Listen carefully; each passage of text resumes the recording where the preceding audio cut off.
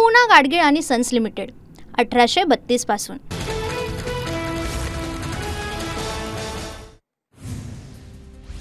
राज ठाकरेंकडून पदाधिकाऱ्यांना प्रत्येक मतदार यादी तपासण्याचे आदेश। प्रत्येक शाखाध्यक्षांना वॉर्डमध्ये 2 लोकांची नेमणूक करावी। राज ठाकरेंच्या शाखाध्यक्षांना सूचना।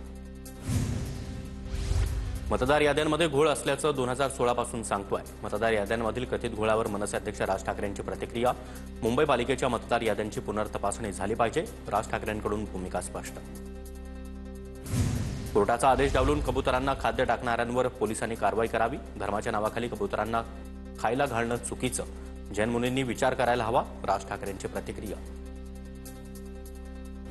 कुणी काय खावं याचा निर्णय सरकार आणि पालिकेनं घेऊ नये। स्वातंत्र्य म्हटल्यावर तुम्ही बंदी कशी आणता? राज ठाकरे यांचा सवाल। मुंबईच्या वरळीमधील बीडीडीच्या नव्या घरांचं मुख्यमंत्र्यांच्या हस्ते उद्घाटन। 556 नागरिकांना नव्या घरांच्या चाव्या मिळणार। मुख्यमंत्री फडणवीसांसह उपमुख्यमंत्र्यांकडून बीडीडी पुनर्विकासातील नवीन घरांची देखील पाहणी। मुख्यमंत्री फडणवीस, उपमुख्यमंत्री एकनाथ शिंदे, उपमुख्यमंत्री अजित पवार यांचा एकत्र प्रवास। बीडीडीतील कार्यक्रमस्थळी जाण्यासाठी मुख्यमंत्री आणि दोन्ही उपमुख्यमंत्र्यांचा एकाच गाडीतून प्रवास। कोस्टल रोडच्या 5.25 किलोमीटरच्या विहार क्षेत्राचा आज मुख्यमंत्री देवेंद्र फडणवीसांच्या हस्ते लोकार्पण। 4 पादचारी भुयारी मार्गाचे देखील लोकार्पण होणार।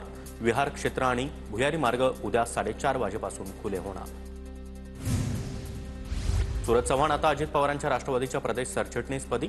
मारहाण प्रकरणानंतरही सूरज चव्हाण यांच्यावर नवी जबाबदारी। आवा संघटनेच्या कार्यकर्त्यांना मारहाण करण्यात आली होती।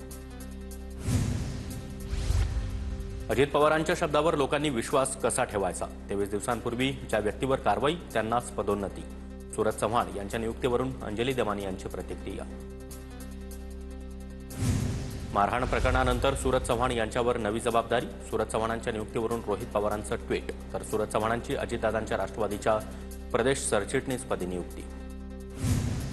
नवाब मलिक मुंबई महापालिका निवडणुकीसाठी राष्ट्रवादी काँग्रेसची धुरा सांभाळणार। मुंबई महापालिका निवडणुकीसाठी मलिकांच्या अध्यक्षतेखाली राष्ट्रवादीकडून समिती स्थापन। शिवसेना पक्ष आणि चिन्ह प्रकरणी या महिन्यात सुप्रीम कोर्टात सुनावणी नाहीच। 20 ऑगस्टला होणारी सुनावणी आता 8 ऑक्टोबरला पार पडणार। सुप्रीम कोर्टाच्या उंबरठ्यावर लोकशाही तडफडतीये। तिला न्यायाचं पाणी वेळेवर नाही मिळालं तर ती मरेल। खंडपीठ कुठलंही असो, सरन्यायाधीशांनी लक्ष घालावं। उद्धव ठाकरेंची सरन्यायाधीश भूषण गवई यांना विनंती। न्यायव्यवस्थेचा सर्वांनी मान ठेवायला पाहिजे। सत्ता गेली म्हणून लोकशाहीवर आरोप करणं चुकीचं। लोकशाहीला मानत असतील तर लोकमताचा आदर केला पाहिजे। दीपक केसरकर यांचं वक्तव्य। उदय सामंतांनी स्वतःच्या मतदारसंघासाठी 20 कोटींचा निधी राखीव ठेवला, तर खासदार नारायण राणे यांना फक्त 5 कोटींचा निधी दिला। नितेश राणे यांचा आरोप, तर नितेश राणेंना शुभेच्छा म्हणत सामंतांनी अधिक बोलणं टाळलं। लातूरमध्ये मंत्री प्रताप सरनाईक मनोज जरांगे यांच्या भेटीसाठी दाखल।